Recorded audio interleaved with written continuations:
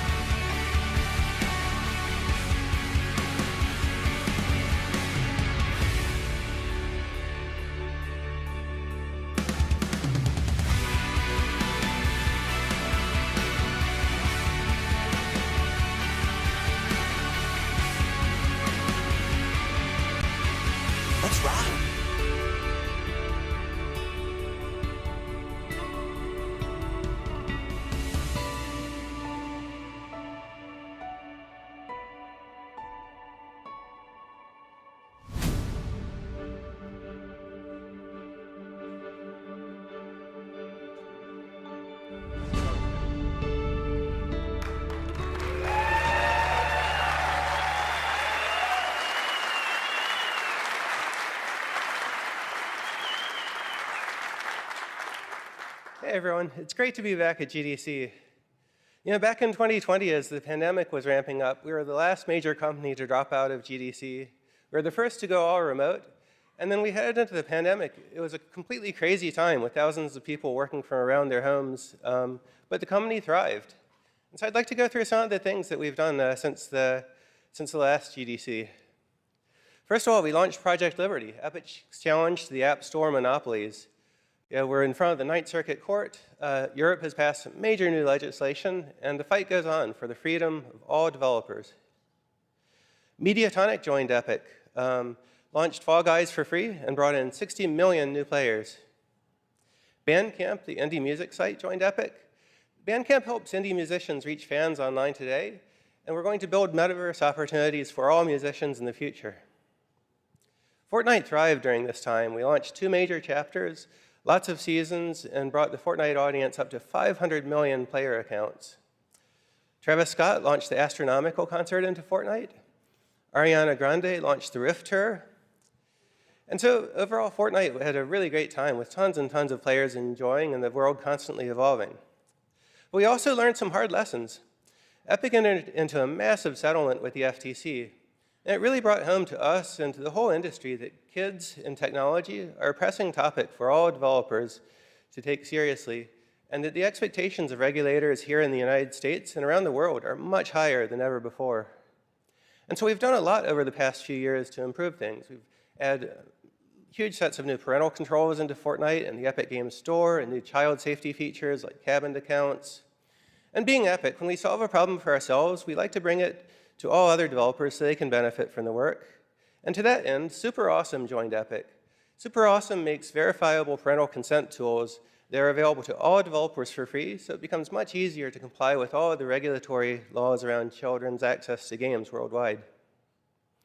We also launched Unreal Engine 5 into early access during the pandemic. We went through a year, yes.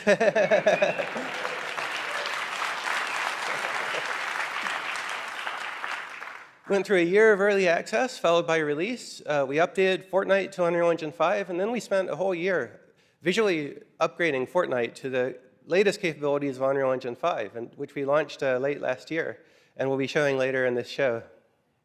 Epic Games Store also thrived. The player base has grown massively during this time to over 230 million players on PC.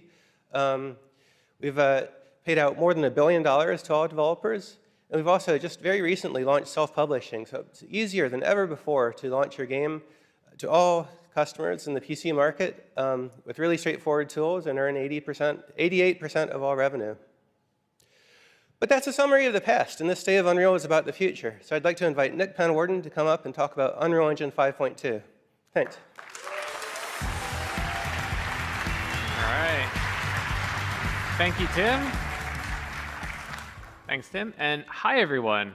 I'm excited to get to show you some of the new experimental features we've been working on for Unreal Engine 5.2. Let's take a look.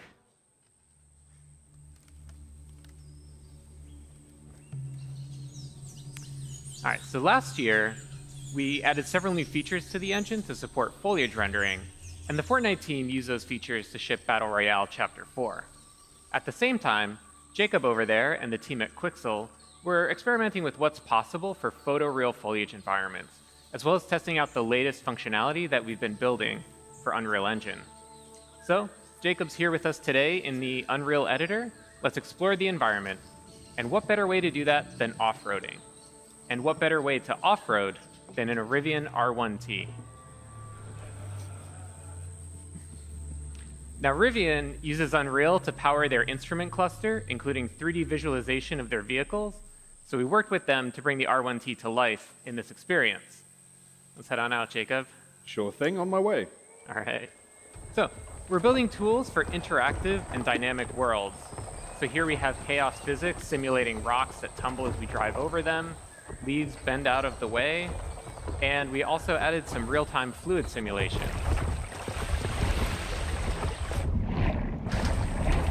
We worked with the team at Rivian to set up Unreal's Chaos vehicle model to simulate the suspension of the truck and how the electric motors drive each individual wheel.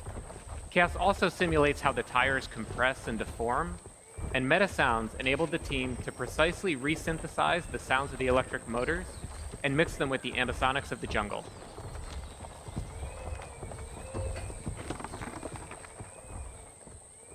So Rivian provided us with a highly detailed model of the truck, about 71 million polygons that we're able to render in real time thanks to Nanite. Now, the Rivian not only looks incredibly realistic because of Lumen and Nanite, but also its materials.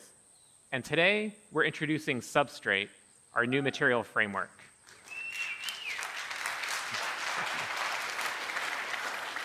And to better demonstrate it, let's swap the paint out for Opal.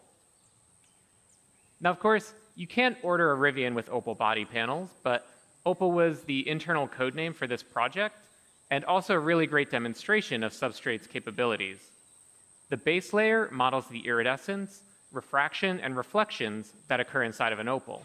And on top of that is a layer representing the polished surface and how light is absorbed as it travels through that clear layer of varying depths.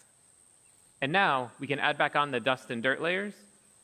And notice how the reflection changes when interacting with the dust layer, and that there are no artifacts along the transition from dirt to dust to opal.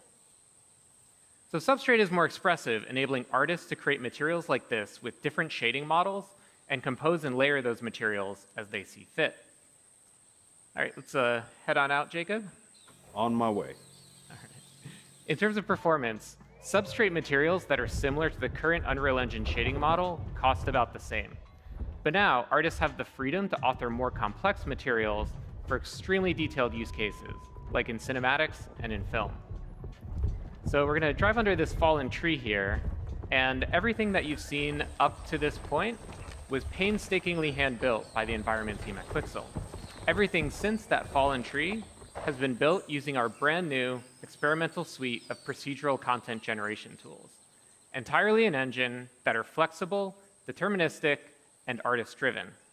Our guiding principle in building these systems was to empower artists to make tools for artists. So Jacob's going to go ahead and add a procedural assembly to the world. And the cool thing is that it communicates. Thank you. Yeah. Pretty cool.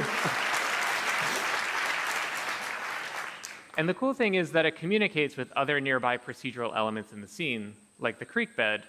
So let's say a designer comes by, wants to direct the player to drive to the left. Jacob can simply move the assembly to the right, and everything updates to accommodate that change. Game design is iterative, so let's say the designer comes back, wants to give the player the choice of going left or right again. Jacob can simply move the assembly back over. Now, the artist who created this assembly also added some additional handles that Jacob can use to art direct where rock slides occur. Allows him to customize the piece a little bit more, make it a little easier for the Rivian to drive by. So we started by handcrafting that original part of the level to set the visuals and art direction for the entire piece, and then built out procedural tools that allowed the team to create a much larger play space much more quickly. Now let's see how we can use these procedural tools to make larger sweeping changes to the environment. So Jacob, let's start by removing some of the trees in this area. Absolutely, that's easy enough actually. All right, a little too much. Let's add some trees back in. Okay. And let's also add in some cliff formations, give it a little bit more variability. So the procedural systems are all deterministic. As Jacob is experimenting with different sets of input parameters, once he finds a set that he likes, he can always go back to it and get out exactly the same results. And the procedural systems aren't just placing trees and rocks, but also fog cards, bugs, birds, everything that's needed to bring this environment to life. And everything that you've seen here works at scale. This environment is 4 kilometers by 4 kilometers. If we hide all of the procedural elements, we can see that original hand-built area about 200 meters by 200 meters. We believe that there will always be the need for hand-building environments, so we design these procedural systems to be tools for artists that work in concert with hand-built content. Both Substrate and the new procedural tools will be available in experimental form in 5.2. And everything you've seen here is running in the Unreal Editor in real time on a developer machine with an Intel 13900K CPU and NVIDIA RTX 4090 GPU. So Jacob, thanks for being here and helping us out today. Thank you very much, Nick, for having me. It's been a pleasure.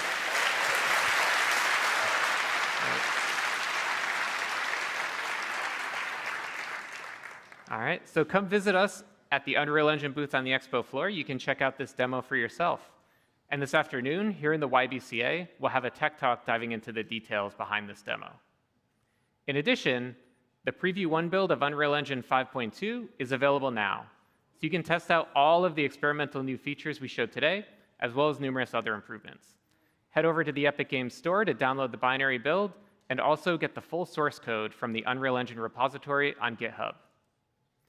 Now, I found that we make the best technology for developers when we use it ourselves, when we really put the engine through its paces, both through tech demos like this one, as well as full game productions.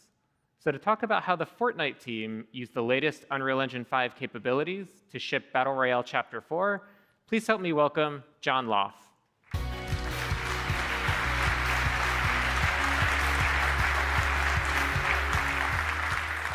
Thanks, Nick. For Chapter 4, we wanted to show Fortnite in a way players had never seen before. We upgraded with broad strokes, using Lumen, Nanite, and other UE5 tech. We worked directly with the engine team to improve these features and ensure they scaled on all platforms Fortnite ships on. First up was lighting. Now, our options in the past to improve lighting have been somewhat limited because Fortnite is a really dynamic game. Big lighting just doesn't work because the moment a player destroys a wall, light maps are invalidated. So we were really excited to give Lumen a shot. It updates global illumination in real time as the environment changes. Early in Chapter 4 development, we captured a video of Lumen enabled in a Fortnite test build. And the player in the video destroyed a wall, and light just came flooding into the room. And honestly, it was pretty stunning. It brought new life to the environment, and the realistic bounce light worked great with Fortnite's vibrant style. While initial results were exciting, nothing is that easy in game dev. And as we discovered, real-world lighting can create real-world problems. Playtests revealed areas of the map, like attics and basements, that had no windows and were just too dark for gameplay. And it was also the first time we were using auto exposure, and it was causing bloomed-out areas when players were in dark interiors looking outside. We solved these issues using UE5 features like local exposure and some art-directable controls within Lumen that enabled us to provide a final image much better for gameplay.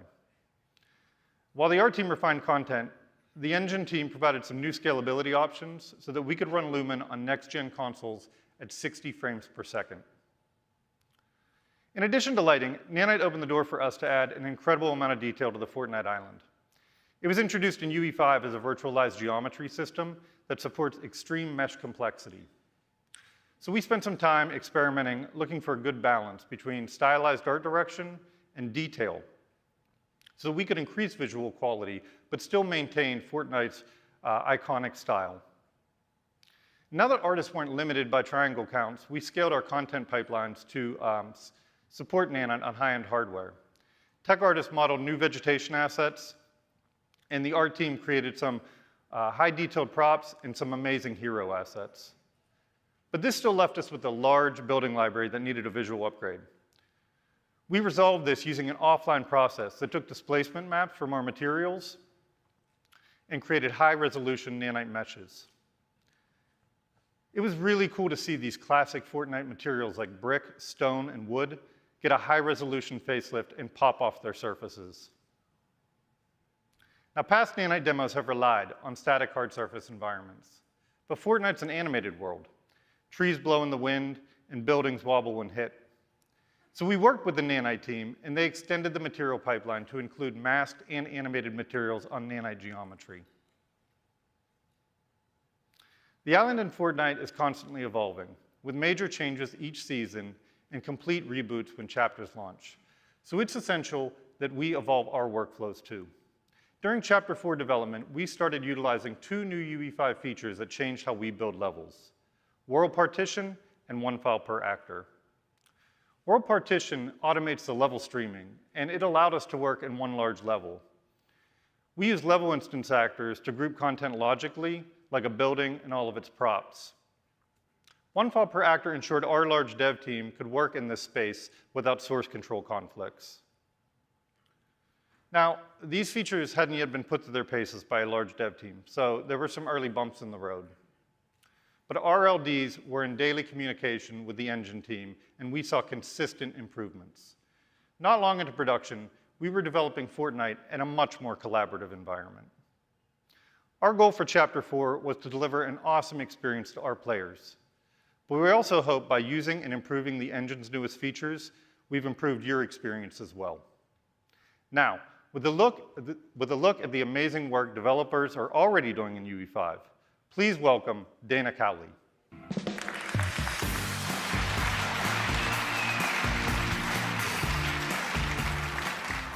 Now, even when you have great tools and amazing content at your fingertips, making games is hard, and it gets even trickier when you're trying to ship while you're upgrading your features. Now, we put a lot of effort into making sure that the transition from UE4 to UE5 was as smooth as possible, and you've proven that it worked. And we've been impressed with all of the teams who have made the jump over so quickly. Now, many of you moved your games over right in the middle of development, and quite a few of you have left internal tech in favor of UE5. And as of last month, 77% of all Unreal Engine users are on UE5, and that's rapid adoption en masse. And over 750,000 of you are actively building with Unreal Engine each and every month. You've invested in us, and we're investing in you. And beyond games, you're telling amazing stories across live action and animated entertainment. And to date, more than 550 television and film projects have been made with Unreal Engine in production. Now, these are some of the leading studios using UE5 today. This represents a brain trust of talented game developers from all over the world, and it's getting bigger every day. You've validated that we're on the right path, and we're blown away by how you've embraced the tools and shown us what's possible. And now, you're about to hear from several talented teams who are bringing their awesome games to PC, console, and mobile. First up, we have Qubit Studios, a small team whose game Infinitesimals has not only received an Epic Mega Grant, but it's also coming to the Epic Games Store with the help of Epic Games Publishing. Here to give you an exclusive new look is Michael Borjard. Thank you very much. Hi, everyone. I was invited here today to share our story with you. Qubit Studios is a small studio from Europe, and we have one mission: to bring the world of Infinitesimals to life. In our first game, you play as Captain Orkney Rodin-Rake, as he and his crew explore a mysterious planet filled with lush environments. Now, a universe is already big at our scale, but when your main character is only a few millimeters tall, it takes on a whole new meaning. As a studio, we have big ideas. As a small team, we need to make choices. And that's where switching from UE4 to UE5 made a big difference for us. It has empowered us by giving us time back. Let me take you through a few examples. As Orkney is very small, we want players to truly feel its sense of scale by having a large space to explore. By using world partition in UE5, we managed to save months of dev time, not just because of the size of the world, but also because we can build on top of it. It allowed us to spatialize a lot of systems very quickly. And with the built-in HLOD, we get strong runtime performance while being able to load the entire world visually in Editor.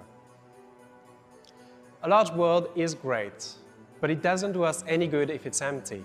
And that's where the new packed actors and level instances came in handy.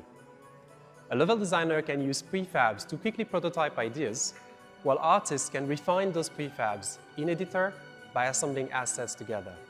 And with one file per actor, it all happens in parallel. On the animation side, motion warping allows us to use a single animation for a large range of situations. And with Control Rig, we can quickly create those first-pass animations in Editor. But the most outstanding features are Nanite and Lumen. We don't need to spend time on topology optimization and can directly use high poly meshes. Lighting is more realistic, and we don't have to use tricks for transition between exterior and interior. All in all, working with UE5 has been a tremendous time saver for us, and upgrading from UE4 was surprisingly easy. We were up and running in a couple of days. We can now iterate more quickly, focus on gameplay, and allocate time to riskier ideas. But enough talking. Go on the Epic Games Store and wishlist the game now. Thank you, everyone. Enjoy the rest of the show. Your team has built a beautiful game, Michael. Fantastic work. Now, our next partner is one that needs little introduction. Kabam develops and publishes world-class, highly social, multiplayer mobile games. And today, they are here to make a special announcement. Please join me in welcoming Vice President of Product, Tyler Black.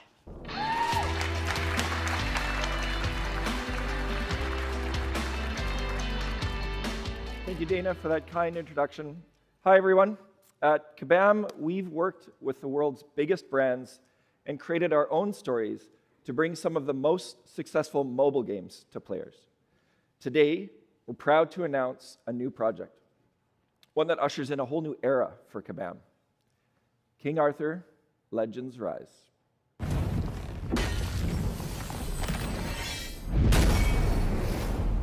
It's a new cross-platform squad RPG set in a stunning reimagined Arthurian world. When we began this ambitious project, we knew that Unreal Engine was the only solution that had the tools to bring incredible visuals to both mobile and PC at launch. So here's how we put those tools to use. King Arthur Legends Rise allows players to explore campaign stages and interact with their environment using a variety of animations. If we were to use traditional animation techniques, the number of assets that we would need would be massive. Thanks to Unreal's advanced animation technology like IK rig retargeting, motion warping, and property access, we can create high-quality, detailed, and attractive animations with relatively few resources. But that isn't the only way that we're using Unreal Engine 5's tools to deepen the player experience. We're also making use of dynamic weather to affect character strengths and other stats and keep the battle gameplay fresh and immersive. That's all from us today. We can't wait to share more with you about King Arthur Legends Rise in the coming months. So check out our website, playkingarthur.com, and sign up to stay up to date on our newest game. Thanks, Tyler. Now, the next developer coming to the stage was founded a few years ago, and they're already making a big name for themselves. Hexworks is a CI game studio, and they are capturing the imaginations of fans of dark fantasy with their new action RPG, Lords of the Fallen.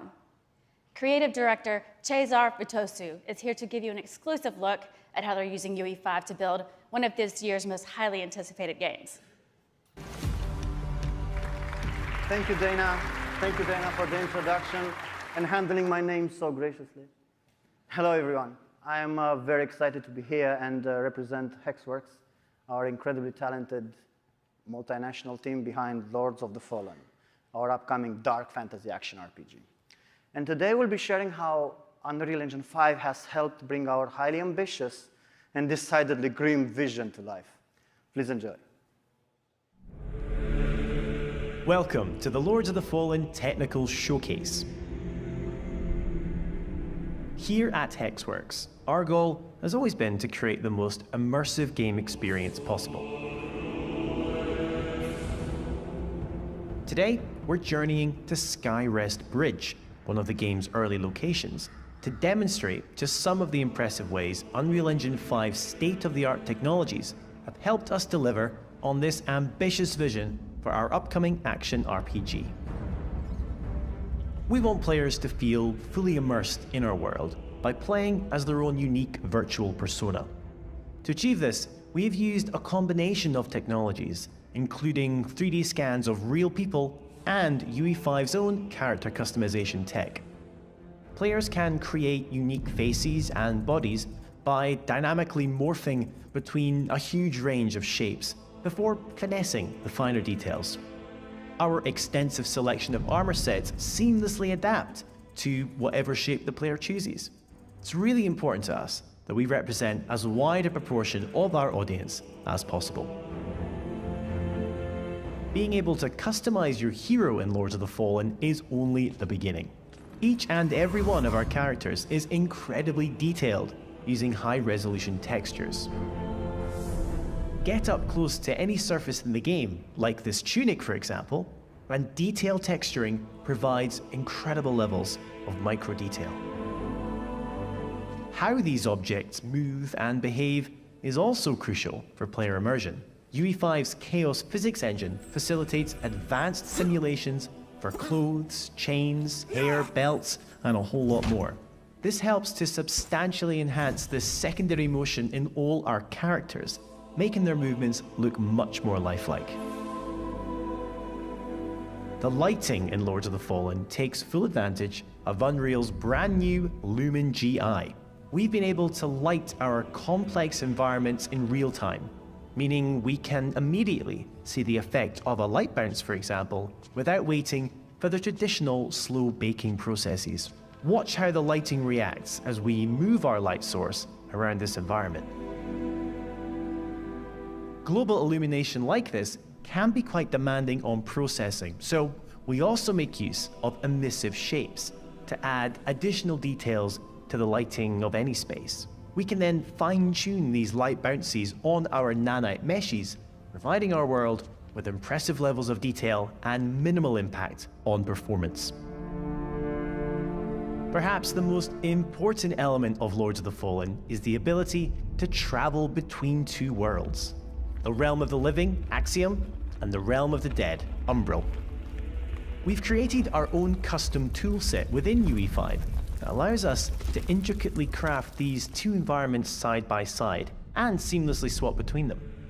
This means our artists and designers can ensure these worlds feel intrinsically linked, like two sides of the same coin, even if one side is decidedly more horrific than the other.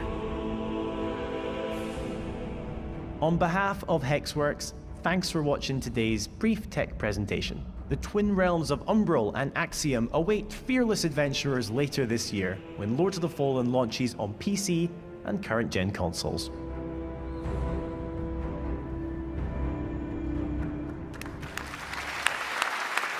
Looking awesome, thank you.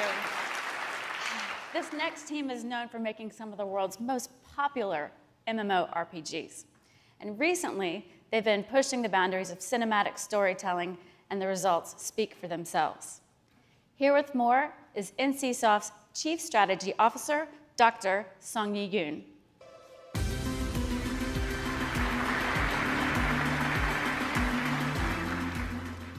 Thank you so much for the introduction, Dana. Good morning, everyone. I'm excited to share our latest production, Project M, with you today.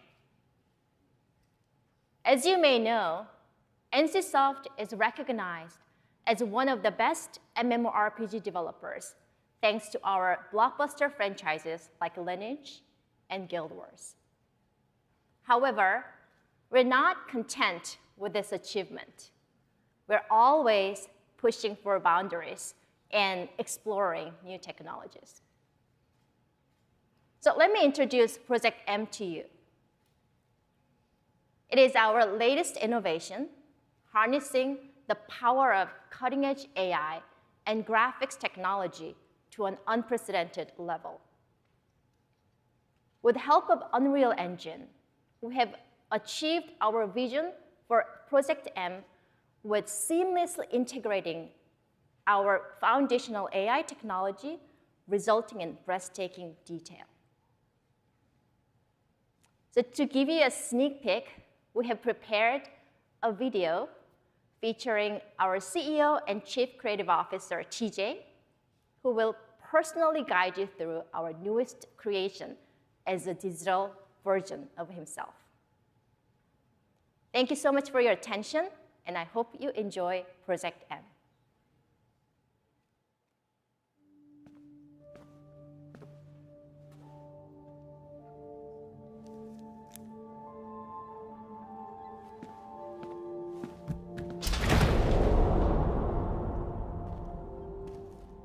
Project M is one of NCSoft's most ambitious projects to date.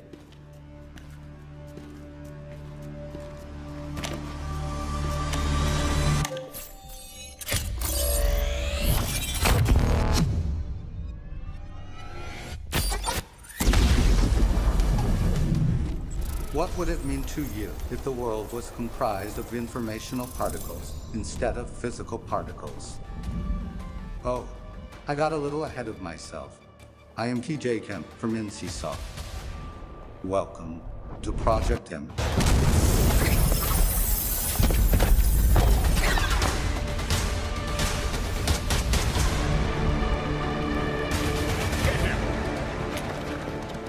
How would the fabric of simulated reality change our perceived world if we could tamper with the arrangement of those particles? This very idea is what sparked Project M.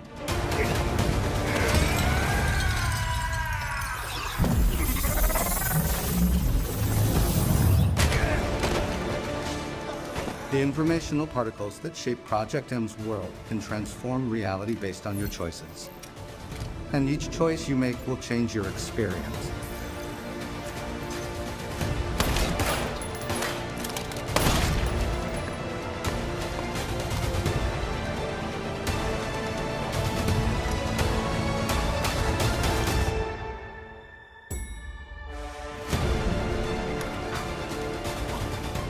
The information that exists in the present reality determines how the world will unfold.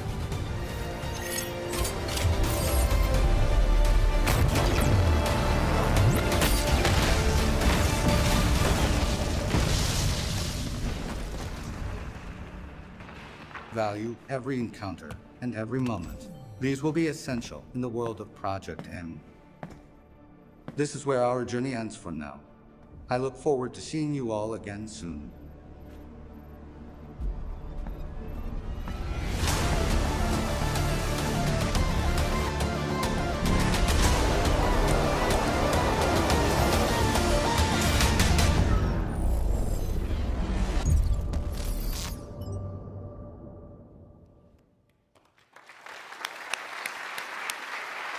Thank you, Dr. Yin. Project M is looking amazing, and it's unlike anything we've seen. And thanks to all the teams that have given us a new look at your incredible games. Like we just saw, the worlds you're building feature awesome-looking characters with loads of detail and authenticity. And our team understands that believable digital humans are at the heart of great storytelling. And for more on that, I'm happy to hand it over to our CTO, Kim Libreri. Thanks, Dana. Thank you. Some incredible games. Hey, everybody. Wow, it's great to be back after 4 years. It's good to see you all. So, it's been 2 years since we released MetaHuman Creator. This cloud-hosted tool allows you to create photorealistic digital humans for your game or experience with the simplicity of an RPG character creator, yet with a level of realism and customization that you've never seen before. Our community has created millions of metahumans for their Unreal projects, and the work we've seen has been unbelievably breathtaking. And I'm sure a bunch of you in the audience are actually making metahumans as well. Let's take a look at some of this work.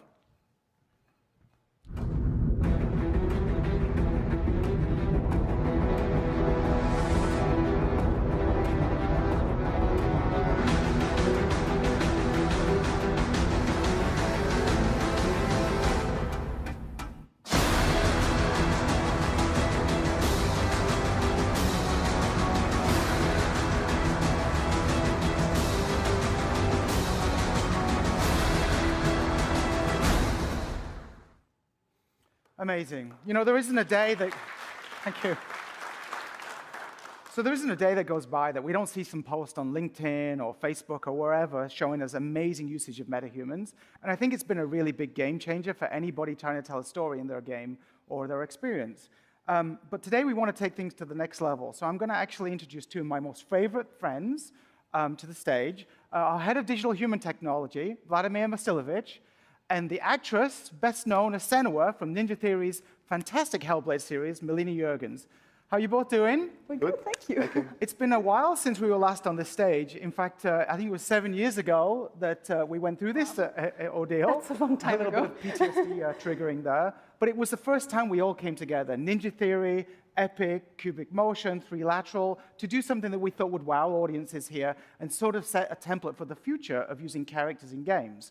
So anyway, I think we're in a pretty amazing place right now with the industry, but we do want to take things to the next level. And what I want to do a little bit about is how's things going at Ninja Theory? How's the new game going? Yeah, the team and I are doing really good, and we're just extremely busy working on the follow-up to the first Hellblade, which will be called Senua's Saga Hellblade 2. I can't wait. The first game was fantastic. Thank you. I really can't wait to play it, so get it out soon. Anyway, I'm going to leave the stage and let these two take over. Go and blow people's minds. Thank See you, later. Kim. Hi, everyone. Our guiding vision for MetaHuman has been the democratization of complex character technologies, allowing you to work faster and see the results immediately. A character is only truly believable if its motion fidelity matches its visual fidelity, but animating at this level is a hard task for even the most skilled studios. Some of our best work leveraged 4D capture, but this took specialized hardware and weeks or even months of processing time.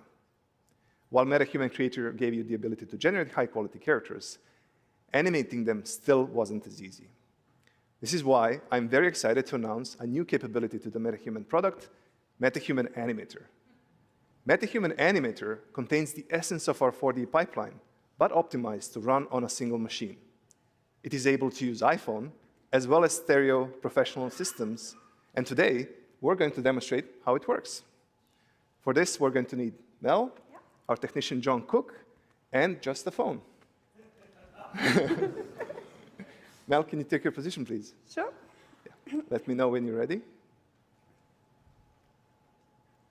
Okay. Okay, and action. I need performance capture to work like a mirror. I need it to capture whether I'm acting scared or angry. And sometimes, all I need is a look. Cut. Thanks, Mel, that was great. Yeah, you're welcome. Okay. Our technician, John, is currently pulling Mel's performance from the phone onto his machine, where everything will be processed locally.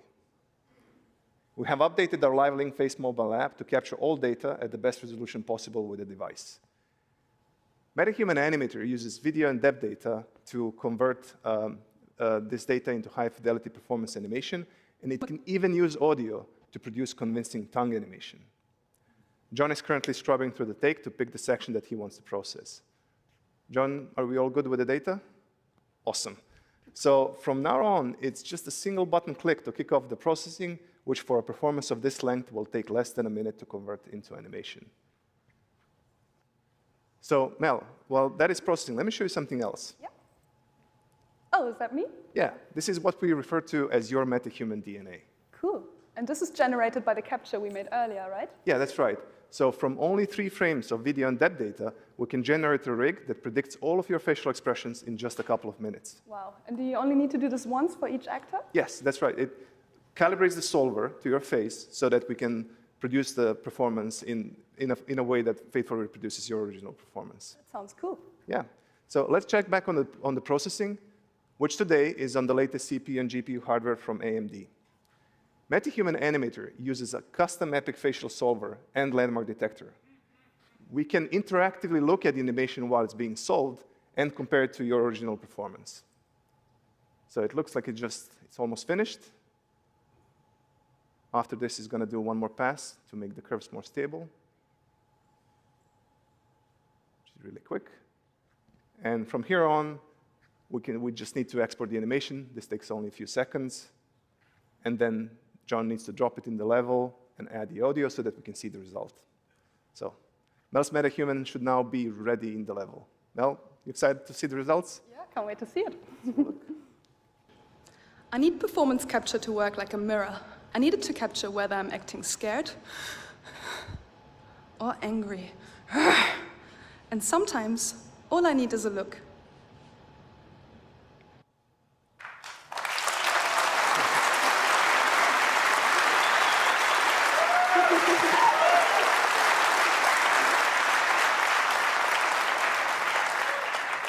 Thank you all. So, Mel, what do you think? I think it's incredible because it usually takes months between performance capture and getting any results back, so this is blowing my mind. And all of this is solved directly onto animator-friendly controls. In this case, we are using a bespoke 4D rig, which we created together with Ninja Theory for Hellblade 2, but it's also ready to use on any MetaHuman or any other rig that follows our new MetaHuman standard. Let's have a look at that. I need performance capture to work like a mirror. I need it to capture whether I'm acting scared or angry. And sometimes, all I need is a look. So the scene take works even on stylized characters.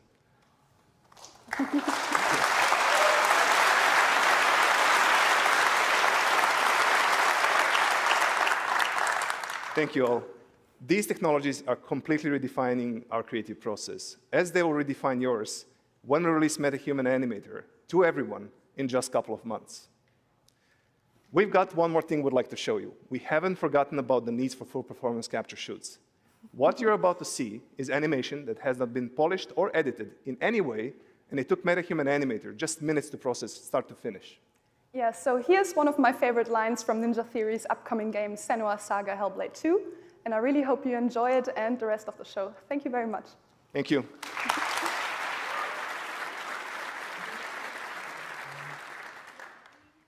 Sign, perf, cut, take 13.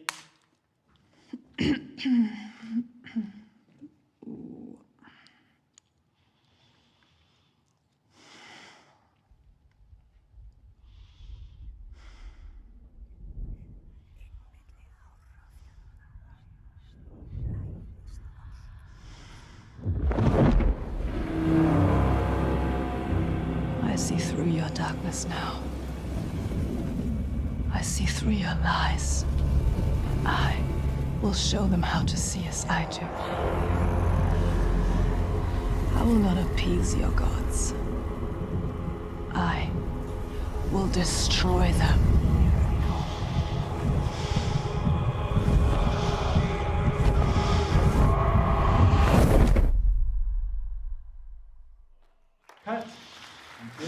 Good? You like it?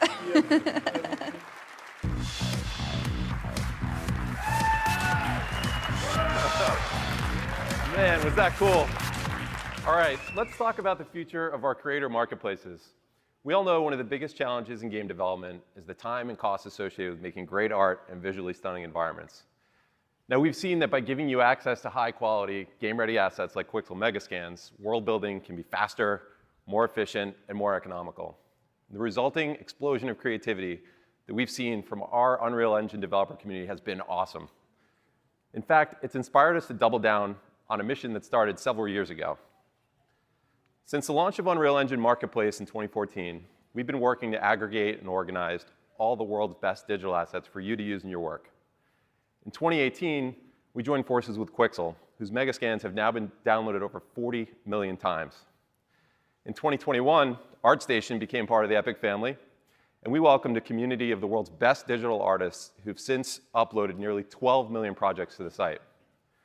Later that same year, Sketchfab joined Epic, and now has more than 10 million registered users who are using the platform to discover, share, and manage 3D models on the web. Now, each of these businesses has their own unique superpowers. Incredible content, of course, vibrant communities, and killer capabilities. We're now working to bring all this together into a unified offering. Let's take a look.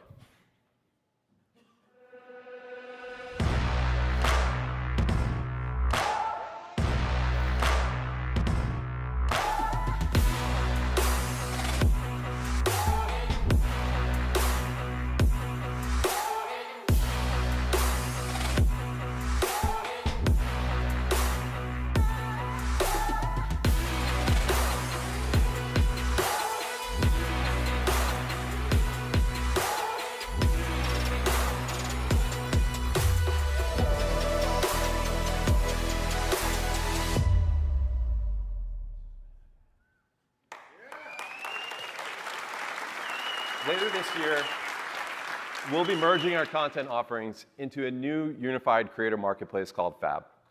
Built on the strong foundation of sketchfab.com, we're going to drop the sketch and go all in on Fab. Fab will be an open marketplace serving the entire digital content creation industry. That means we're going to offer assets for all game engines, all digital content creation tools, and metaverse-inspired open worlds.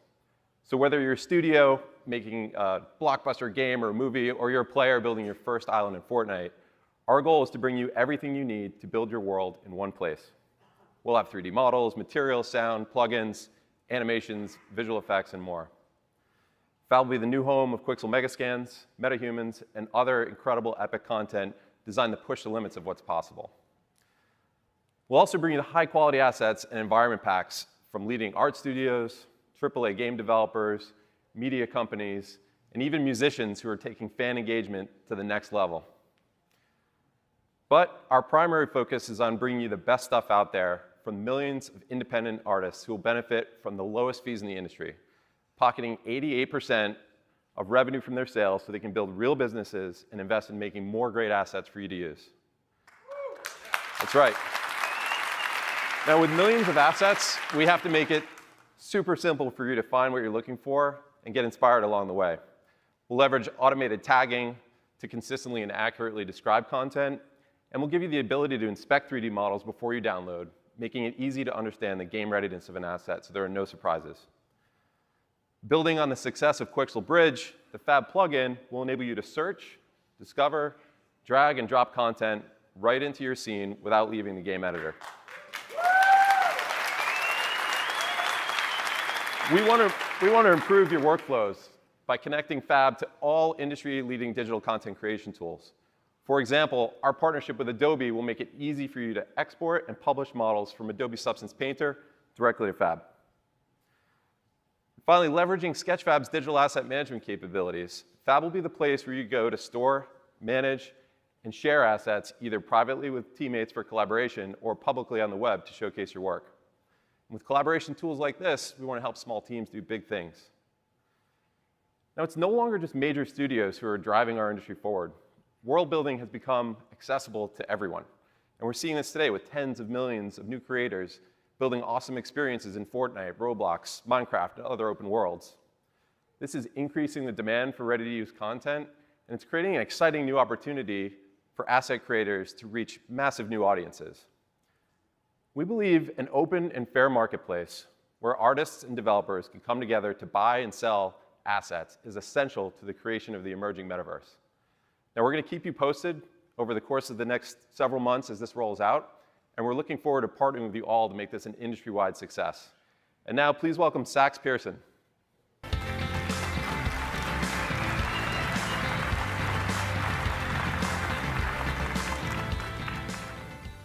It's great to be here today. We've been working towards this moment for a very long time. This next segment is exactly why I'm here at Epic, to move the industry forward and help make developers successful. I'm here to introduce powerful new tools to existing Fortnite creators, powerful new opportunities for professional developers. Fortnite is becoming an ecosystem. That means new tools to design, develop, and publish games, and a new economy that rewards developers. These updates bring us one step closer to Epic's vision of a connected metaverse where billions of players enjoy high-quality creations made by millions of developers. At the center of this all is Unreal Editor for Fortnite, available today in public beta on Epic Game Store. It's a new PC application that brings the power of Unreal Engine to the scale of the Fortnite audience, deeply integrated with the game with new workflows that allow PC and all other platforms to create together fast and fluid. We call it UEFN for short. But first, let's talk about how we got here. Fortnite changed when we released Fortnite Creative 4 years ago. Creative is an in-game toolkit for players to make sandbox games inside Fortnite. And because of Creative, Fortnite is already much more than a game. It's already a place where players find games and developers find players. But why should you develop in Fortnite?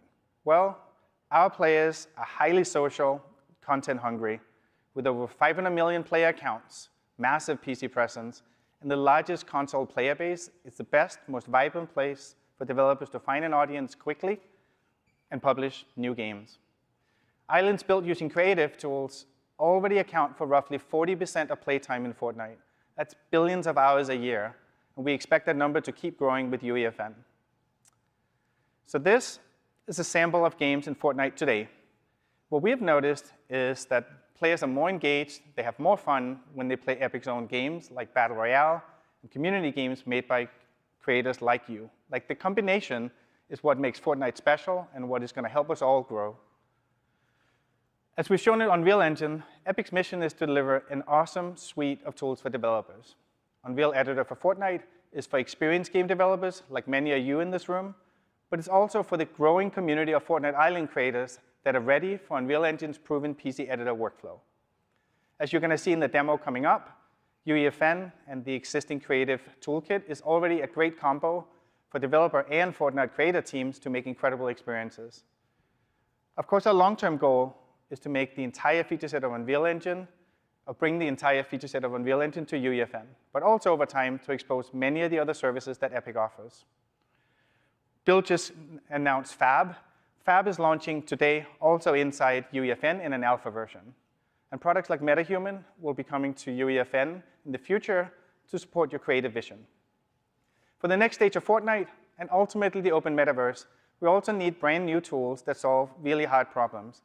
Interoperability, scalability, and resilience are real issues when you operate at this scale and expect this level of durability. This is what led us to develop Verse. It's a powerful new general programming language designed specifically for this purpose. You're going to see us use it in the demo in just a moment. The second thing we're working towards is high interoperability between UEFN and Unreal Engine that will enable you to take your work anywhere. And by the way, behind me is the new Creator Portal, also launching today, where you can manage all your islands, one-click publish them to the world, and when you publish to UEFN, your original IP and your assets are yours to take anywhere. Now let's take a closer look at UEFN features and workflows. We put together a short video, and then we're going to do a demo. Thank you. Let's start with the basics. Unreal Editor for Fortnite runs on PC and is integrated directly with Fortnite, so you have access to over 4 years of content, all for free, to get you started. What's special about UEFN is what we call Live Edit.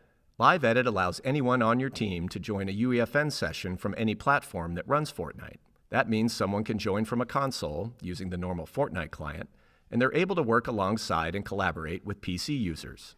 UEFN has access to all Fortnite creative devices, our modular gameplay systems that work in the in-game editor. This allows you to instantly add gameplay and quickly bootstrap your game from the hundreds of gameplay devices already available. The UEFN beta has many of the same features we use to create Fortnite, including the landscape editing toolset. You can edit the landscape to change the look of your island, or make sweeping changes to create something completely new, and then quickly play it in-game to check out the results. So even though you have access to tons of Fortnite content, with UEFN you can make content that looks nothing like Fortnite. This is a section from Forest Guardian, a tech demo built in UEFN that we are launching today. A big feature of UEFN is the ability to import your own custom assets, so we used a few 3D models, textures, and materials that we built just for the project. And all the lighting in the cave was made possible thanks to Lumen, our real-time global illumination system. You can also find more content like Quixel Megascans and Sketchfab models in our initial alpha release of the Fab plugin for UEFN. All assets are curated and optimized for use in Fortnite, and the full version of Fab will launch later this year. You can also create and modify materials, so you can change the look and feel of objects easily. And you can import skeletal meshes, and then animate using Sequencer and Control Rig. Everything you've just seen is available today in the public beta version of Unreal Editor for Fortnite.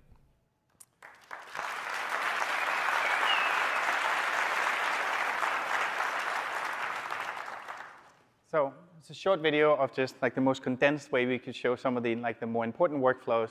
But I think a much better way is to tempt fate, and let's do a live demo on PC running on Fortnite public servers right here on stage.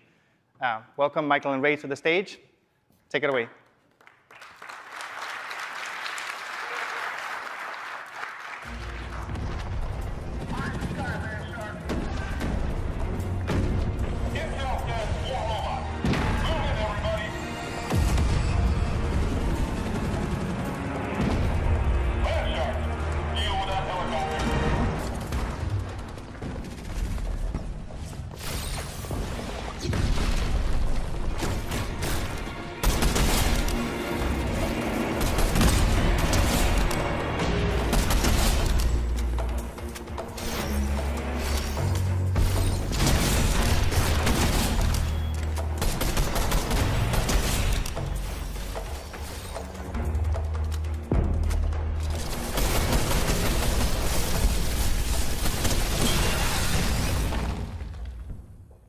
I'm glad that went well. All right, hey folks, so let's talk about how all this was made. Michael here has the scene open in Unreal Editor so we can take a closer look. For the environment, we built this level using Quixel Megascan assets, many of which are available in the Fab UEFN plugin. We also used custom content that we built just for this demo. For the gameplay you just saw, we hand-placed enemies using a creative device called a guard spawner, which generates the aliens that you saw at specific locations. However, we wanted to do more and introduce dynamic play that goes beyond what the current creative devices can do. So to do this, we used our new programming language called Verse. So in this short section of code, every second, we grab the position of the player. And for each spawn location, we then calculate the distance to the player. And if it's within a certain threshold, we tell that guard to spawn into the level. So now we have gameplay that's more reactive to the player's actions. This is just a short example of using Verse, but for a deeper dive, check out the Verse Tech Talk later today. Now, Michael is going to show us how we put the intro cinematic together. Hi, everybody. So before the gameplay section, we played this quick cinematic animation. This was actually created entirely in UEFN using Sequencer. Sequencer is our multi-track editor, and it's been used in everything from in-game cinematics to Hollywood feature films. So let's take a look. Now all of this stuff is available right inside UEFN. So let's take a look at this last shot from a slightly different perspective. So the other thing we featured in this section was a bunch of Niagara. Niagara is now available in UEFN, and it's our high-end VFX system. So, and just like in the movies, you can frame up shots and have great effects. So what we're going to do here is just set this up. So just like in the movies, you can have slow-mo too. Makes everything better, right? So these are just a sampling of some of the stuff that you can do inside Sequencer. But let's get back to the game. All right, so now that we're back in the game, in UEFN, you have access to Fortnite's time of day system. Or you could use what we did and do what we did and use a completely custom lighting solution. And thanks to Lumen, both daytime and nighttime look great. Now, let's go to the final gameplay section and let's close out the demo. But as a reminder, everything that you're seeing here was created in the same version of UEFN that we're releasing today. I think I'm going to jump in here and help you, Ray. I'm all for that.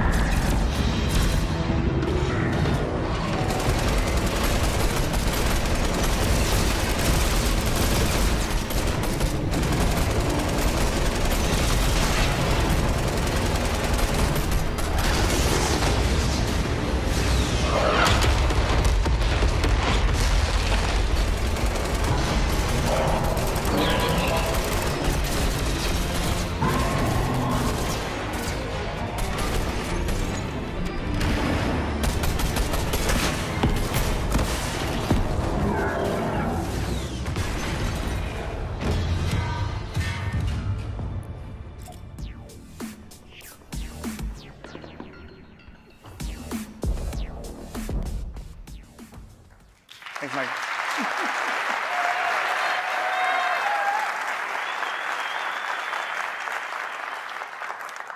Thanks, Michael and Ray, everybody that put this together. The demo came about when we asked the special projects team inside Epic that came straight off the Matrix demo to, why don't you put UEFN through its paces? And one amazing fact about this demo is that it's less than 400 megs, it downloads and plays in less than a minute, and it plays on any platform that Fortnite runs on. Like, that is the promise of what UEFN is. So again, Unreal Editor Fortnite is available today in public beta in Epic Game Store. If you want an early glimpse of some other technical showcases that our internal teams made with UEFN and Verse, check out Deserted Domination, Forest Guardian, and The Space Inside. All three are available to play right now in Fortnite Discover. So we've talked about brand new tools and the Fortnite ecosystem. Now I want to talk about the next generation of Fortnite's economy that both Epic and creators will participate in. We call it Creator Economy 2.0. Here's how it works. The money in the economy comes from player spending in the item shop. Fortnite generates billions of dollars a year in revenue from player purchases. Fortnite players who have fun engaging in islands tend to spend more in the item shop. Creators who make popular islands are bringing real value to the Fortnite ecosystem, and we're going to share the resulting revenue with them. This is the engine powering a Creator Economy 2.0. We believe this so strongly, we will distribute 40% of Fortnite's global net revenue to eligible creators who publish games in Fortnite, both independent developers and Epic. Anything we make, like Battle Royale, Zero Build, also participates in the pool shared with creators. This will be the primary way that Epic will pay for our own game development in Fortnite going forward. This is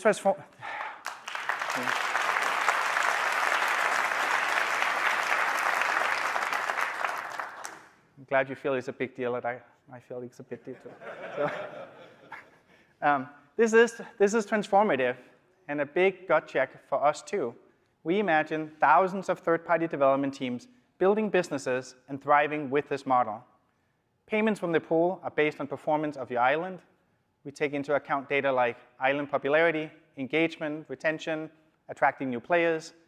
And the benefit of this new approach is rooted in player fun and rewards everyone's creative work, both yours and Epic's. There's no need to design cunning monetization loops or extractive gating items. You make an island the players love. That is all you need to be part of the new economy. Creator Economy 2.0 is live right now. For eligible creators who are currently publishing, we are backdating the engagement payouts to the beginning of this month. And for more details and to sign up, go to create.fortnite.com. Everything you've seen today represents Epic's biggest bet ever. The release of advanced tools that publish directly into Fortnite on PC, console, mobile, and cloud, lowering the barrier for developers to be part of one of the biggest entertainment ecosystems. We welcome anyone to join us in the future, where original content is owned by its creators, where developer earnings are a function of fun, and where ecosystem can be directly linked through community language standards like Verse. So to support developers who adopt UEFN, we're broadening the Epic Mega Grants program to help teams bootstrap projects that use UEFN and Verse. We're just getting started, and we hope that you'll join us and help shape the future of development. Now we're going to give you a look at what UEFN can do right inside Fortnite. After the video, Tim is going to come back out to talk about Epic's future vision. Thank you very much.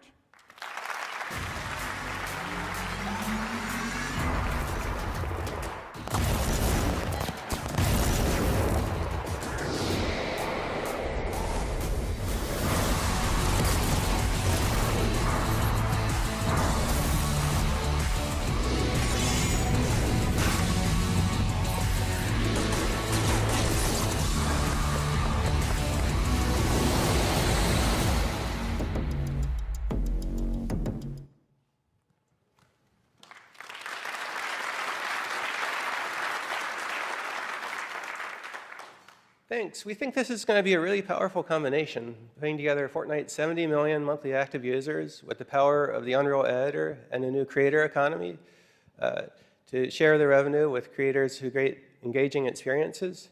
And it's another milestone on the path to a new kind of entertainment medium, which science fiction literature calls the metaverse.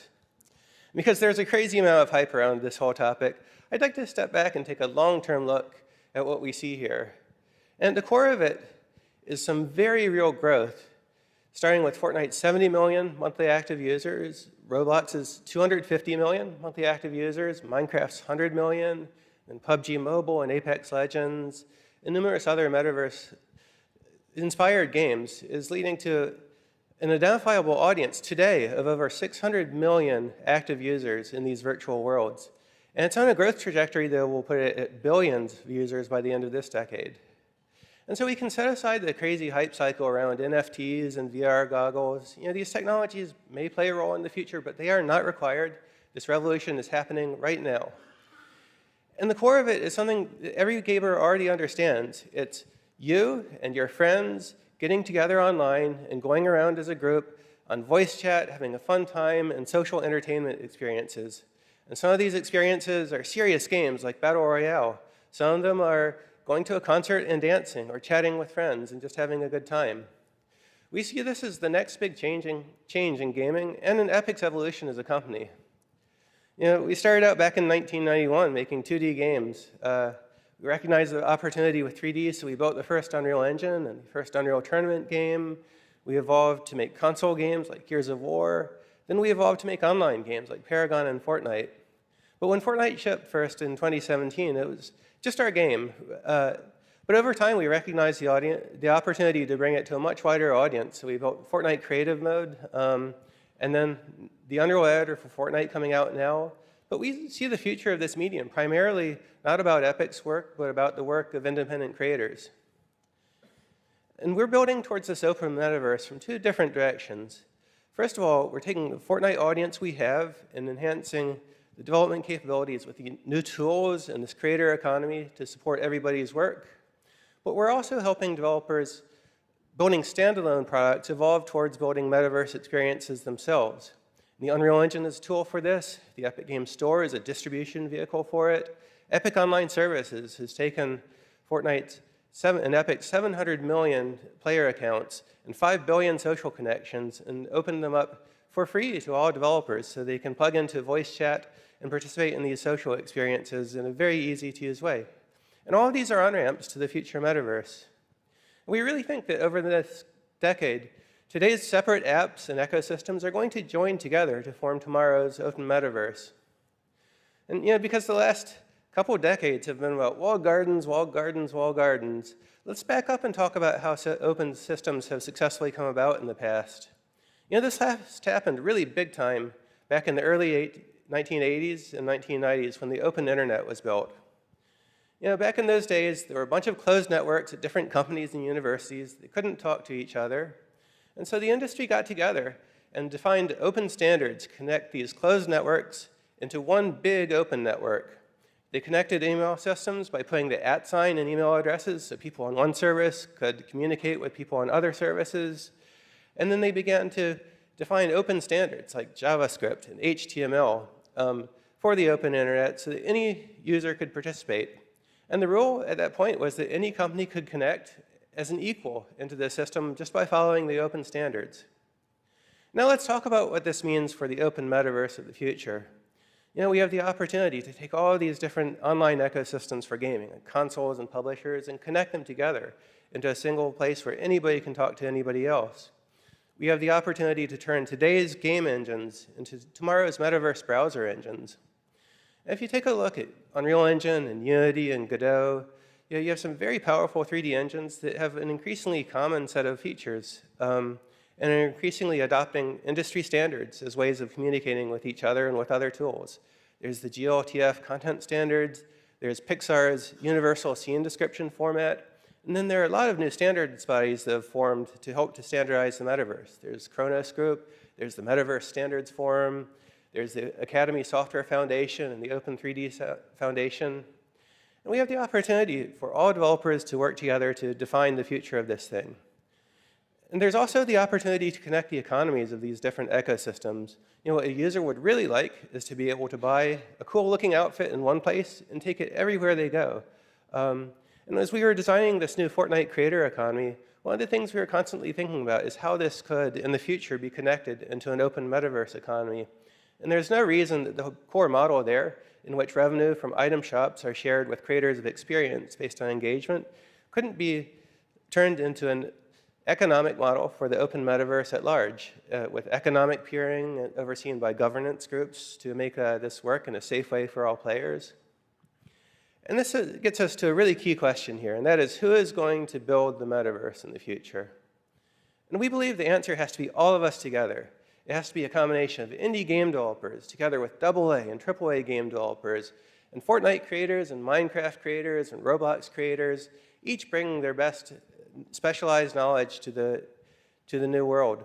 And brands like Disney and Ferrari and Ralph Lauren, who have already experienced the metaverse through crossovers with Fortnite, we think that this is just the very beginning of a very long-term opportunity for all these companies to have a much larger presence in the digital world, in which it becomes a major and first-class business line for all of them.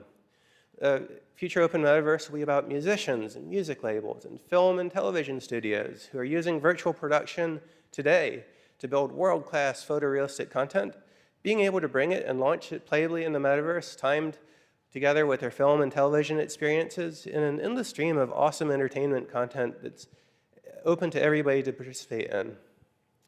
Now, Epic has a long history of supporting developers this way. We've built a lot of different services that are available to everybody to use. There's the Unreal Engine, there's Epic Online Services, which are open to all platforms and all stores. There's the Epic Games Store, which is open to software built on all engines using all different online services. And we believe the metaverse has to be open. It can't be another Monopoly's walled garden.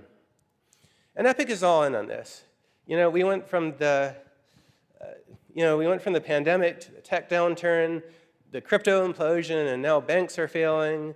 And it's a really crazy time again. But we're investing very heavily in the future with the belief that companies who invest now through these hard times are going to come out the strongest company in the future, the strongest companies in the future. Some of these investments we're making in Fortnite initially and then bringing the work to Unreal Engine. Some things we're building in Unreal Engine, taking to Fortnite. But the aim is to support everything that AAA game developers are doing today and more. And this project, to build this all out into an open system, is going to take most of the decade. And that is the journey from Unreal Engine 5 to Unreal Engine 6 that will happen over this time period. It is the same journey to the open metaverse. But there's no need to wait because we're doing it live. We're building all of these systems and deploying them as we build them right into Unreal Engine 5 openly with partners. So we hope you'll download this stuff, download Unreal Editor for Fortnite, download the Unreal Engine and get started, and come see some of our tech talks where you talk about this in way more technical detail. So thank you very much for your time.